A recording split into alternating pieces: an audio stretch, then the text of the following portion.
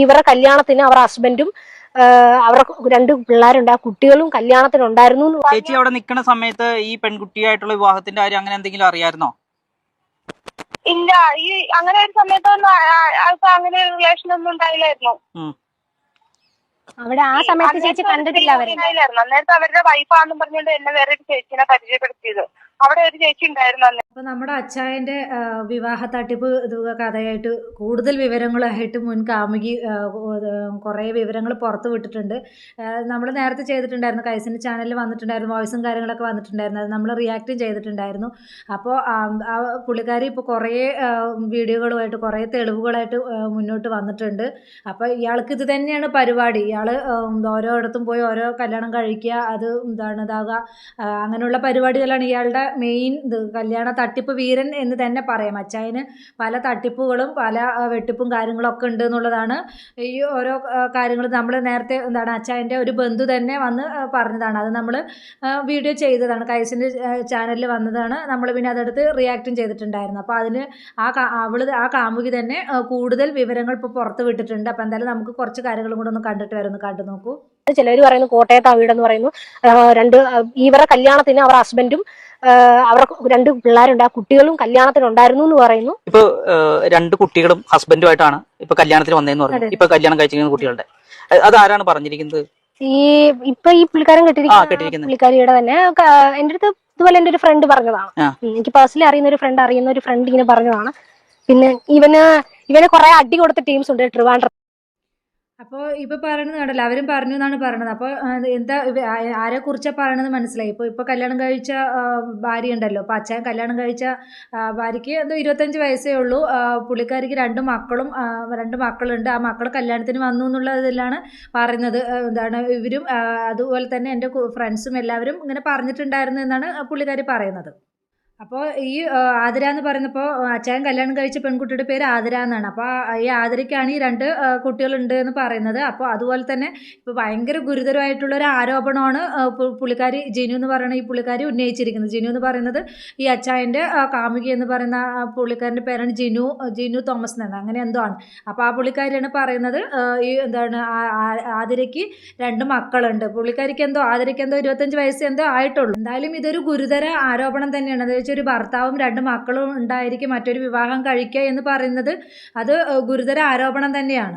അപ്പോൾ ഈ ജിനു തന്നെ പറയുന്നുണ്ട്, ഇത് കറക്റ്റായിട്ടുള്ള അറിവല്ല, അവിടെ നിന്ന് കേട്ടിട്ടുള്ള അറിവാണ്, ഇതിൽ എത്രമാത്രം സത്യം ഉണ്ട് എന്നുള്ളത് അറിയില്ല എന്ന് പുള്ളിക്കാരി പറയുന്നുണ്ട്. അപ്പോൾ ഇത് കെട്ടുകഥയാണോ എന്നുള്ളതും അറിയില്ല. അപ്പം ആ ഒരു രീതിയിലാണ് പുള്ളിക്കാരി എന്തായാലും ഇങ്ങനെ ഈ ഒരു കാര്യം പറയുന്നത്.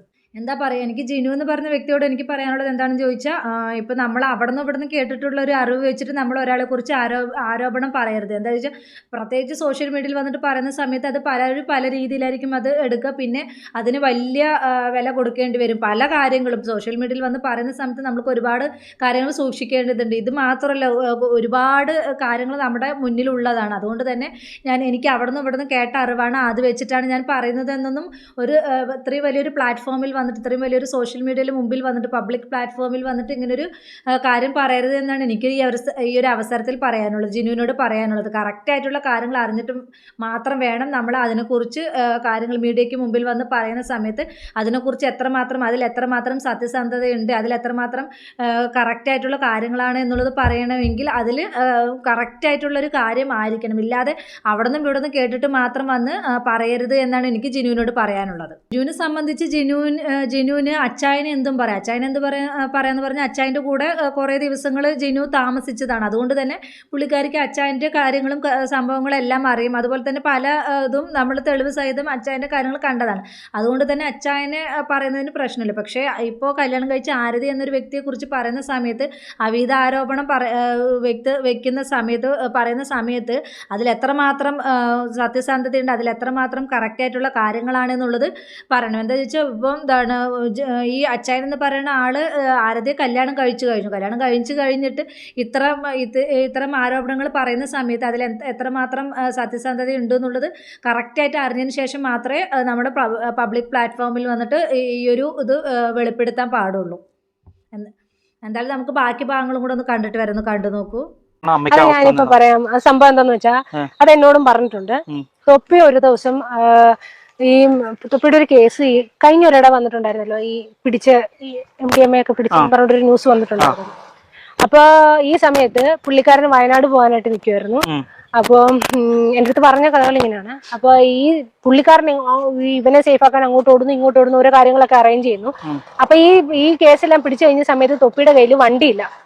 അപ്പൊ ഈ നാനോ കാർ ഉണ്ടല്ലോ, ഫേമസ് ആയ ഒരു നാനോ കാർ ഉണ്ടല്ലോ, ആ നാനോ കാർ ഈ പുള്ളിക്കാരന്റെ വീട്ടിലാണ് കിടക്കുന്നത്, ഈ അച്ചായന്റെ വീട്ടില്. അപ്പൊ ഈ കാറ് ഈ തൊപ്പി പുള്ളിക്കാരനോട് ചോദിച്ചു, കാറ് വേണം എനിക്ക്, മറ്റേ കാറ് സ്റ്റേഷനിൽ പിടിച്ചിട്ടിരിക്കുന്നുണ്ട്, അവന് ട്രാവൽ ചെയ്യാൻ കാറില്ല, അവന്റെ ഫണ്ട് അക്കൗണ്ട് എല്ലാം ഇതാക്കി വെച്ച് ഫ്രീസ് ചെയ്ത് വെച്ചിരിക്കും, അതുകൊണ്ട് ഇപ്പൊ അവന്റെ പൈസ ഇല്ല. അപ്പൊ എനിക്ക് പെട്ടെന്ന് നാനോ കാർ ഒന്ന് അച്ചായ, അല്ലെങ്കിൽ വേറെ അച്ചായന്റെ ഇരിക്കുന്ന വേറൊരു കാറുണ്ട്, വെന്യൂ കാറുണ്ട്, ആ കാർ അതിൽ തന്നാൽ മതി എന്ന് പറഞ്ഞപ്പോ ഇവൻ പറഞ്ഞു തരാൻ പറ്റത്തില്ല എന്ന് പറഞ്ഞു. അങ്ങനെ ഫൈറ്റ് ഉണ്ടായി, അവര് തമ്മിൽ സംസാരം കുറച്ചുണ്ടായി, കുറച്ച് വാക്കുതർക്കം ഉണ്ടായി.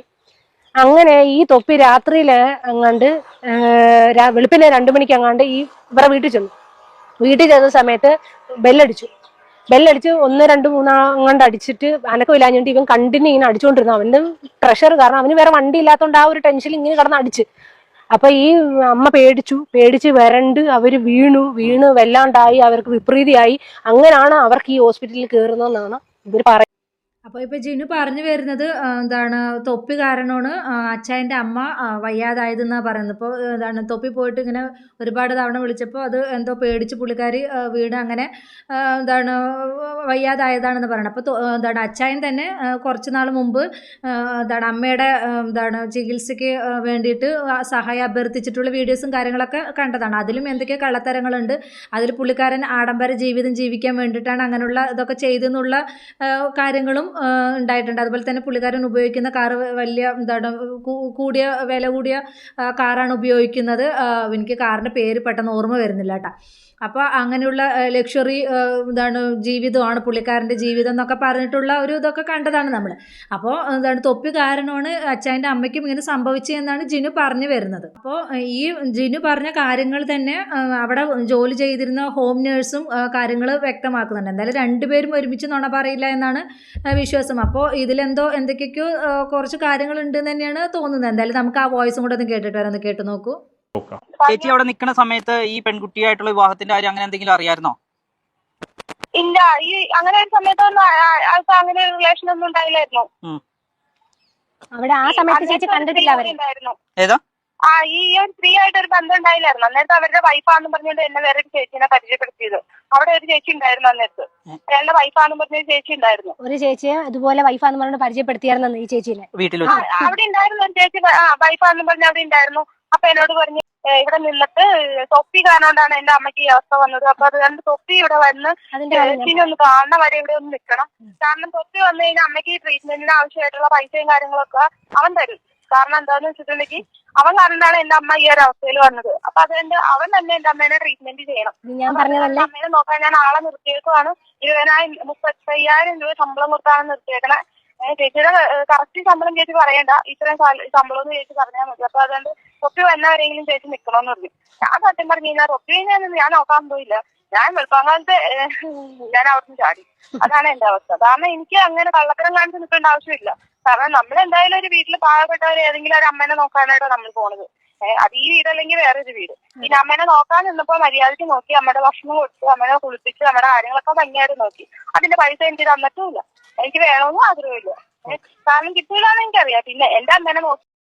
അപ്പോൾ അവർ പറഞ്ഞു വരുന്നത് ശമ്പളം ചോദിച്ച സമയത്ത് ഇങ്ങനെയാണ് പറഞ്ഞത്, തൊപ്പി കാരണമാണ് ഇങ്ങനെ എൻ്റെ അമ്മയ്ക്ക് സംഭവിച്ചത്. അപ്പോൾ തൊപ്പി വന്നിട്ട് തൊപ്പി പൈസ തരുന്നുള്ള രീതിയിലാണ് പറഞ്ഞു എന്നാണ് അവിടുത്തെ ഹോം നേഴ്സ് പറയുന്നത്. ഇപ്പോൾ പറഞ്ഞു വരുന്ന സമയത്ത് കാമുകിയുടെ ആണെങ്കിലും അതുപോലെ തന്നെ ഹോം നേഴ്സിനാണെങ്കിലും ഈ ഒരു കാര്യം തൊപ്പി കാരണമാണ് എൻ്റെ അമ്മയ്ക്ക് ഇങ്ങനെ സംഭവിച്ചു എന്നുള്ളൊരു ഇതാണ് പുള്ളിക്കാരൻ പറഞ്ഞിരിക്കുന്നത്. അപ്പോൾ ഇതിൽ തൊപ്പിക്കും എന്തോ പങ്കുണ്ട് എന്നാണ് ഇവർ രണ്ടുപേരും പറഞ്ഞു വരുന്നത്. അപ്പോൾ അയാൾ പറയാതെ വെറുതെ ഇവർ രണ്ടുപേരും തൊപ്പിനെ ഇതിലേക്ക് വലിച്ചിടില്ലല്ലോ. അപ്പോൾ അതുകൊണ്ടായിരിക്കും തൊപ്പി ഇയാളെ താങ്ങിയിട്ട് പുറകെ നടക്കുന്നതും ഇയാൾ പറയുന്ന കാര്യങ്ങളെല്ലാം നടത്തി കൊടുക്കുന്നതും ഇയാൾ പറയുന്ന ആ ഒരു രീതിയിൽ പുള്ളിക്കാരൻ നടക്കുന്നതും ഇയാളുടെ ഇതെല്ലാം ചെയ്തു കൊടുക്കുന്നത് ഇതെല്ലാം. അപ്പോൾ ഇവരെല്ലാം തെളിവ് സഹിതമൊന്നും ഒരു ഇതും കൊണ്ടുവന്നിട്ടില്ല. ഇപ്പോൾ ഇപ്പോൾ ജിനു ആണെങ്കിലും ഹോം നേഴ്സ് ആണെങ്കിലും ഇപ്പോൾ ഇങ്ങനെയുള്ള കാര്യങ്ങളൊക്കെ പറഞ്ഞു എന്നുള്ള രീതിയിലാണ് പറയുന്നത്. അതുപോലെ തന്നെ ആരതിയെക്കുറിച്ചുള്ള പരാമർശം ഇങ്ങനെയുള്ള അതിലും എത്രമാത്രം സത്യസന്ധയുണ്ട് എന്നുള്ളത് അറിയില്ല. എന്തായാലും അച്ചായൻ എന്തായാലും നല്ല പുള്ളിയല്ല. എന്താണ് അമ്മയെ വെച്ചിട്ടും ഒരുപാട് ഉടായ്പകൾ നടത്തിയിട്ടുള്ള ഒരു വ്യക്തിയാണ്. അതിന് പല തെളിവുകളും ഓരോരുത്തരുടെ കയ്യിലുണ്ട്. എന്താണ് അമ്മയുടെ അസുഖം പറഞ്ഞിട്ട് ഇയാൾ അടിച്ചു പൊളിച്ച് ജീവിക്കുകയായിരുന്നു. അതുപോലെ പെണ്ണുങ്ങളെയൊക്കെ വിളിച്ച് കയറ്റിയിട്ട് വന്ന് പല രീതിയിലും പല ഇതുള്ള ഒരു വ്യക്തിയായിരുന്നു ഈ പുള്ളിക്കാരൻ. ഇയാളുടെ കയ്യിലുള്ള പണം കണ്ടിട്ട് തന്നെയാണ് ഇയാൾക്ക് ഇത്രയും പെണ്ണുങ്ങളെ കിട്ടുന്നത്. പണമാണല്ലോ എവിടെയും മെയിൻ. അപ്പോൾ അതൊക്കെയാണ് കാര്യങ്ങൾ എന്നാണ് പറയുന്നത്. അപ്പോൾ മുൻഗാമികി ആരതിയെ കുറിച്ചിട്ടുള്ള പറഞ്ഞ കാര്യങ്ങളിൽ എത്രമാത്രം സത്യം ഉണ്ടെന്നുള്ളത് അറിയില്ല. അപ്പോൾ ഇനിയിപ്പോൾ അച്ചായനും ആരതിയും ഇനി പ്രതികരണമായിട്ട് വരട്ടെ. അപ്പോൾ അതിൽ മനസ്സിലാവില്ല എന്തൊക്കെ കാര്യങ്ങളുണ്ട് എന്നുള്ളത്. അപ്പോൾ ഈ ഒരു ഇതിനെക്കുറിച്ച് നിങ്ങളുടെ അഭിപ്രായം എന്താണെന്ന് വെച്ചാൽ, ഈ ഒരു വീഡിയോയെക്കുറിച്ച് നിങ്ങളുടെ അഭിപ്രായം എന്താണെന്ന് വെച്ച് നിങ്ങൾ കമൻറ്റ് ബോക്സിൽ അറിയിക്കുക. അപ്പോൾ ഇത്രയുള്ള എൻ്റെ ടോപ്പിക് പുതിയൊരു ടോപ്പിക്കുമായി നമുക്ക് വീണ്ടും കാണാം.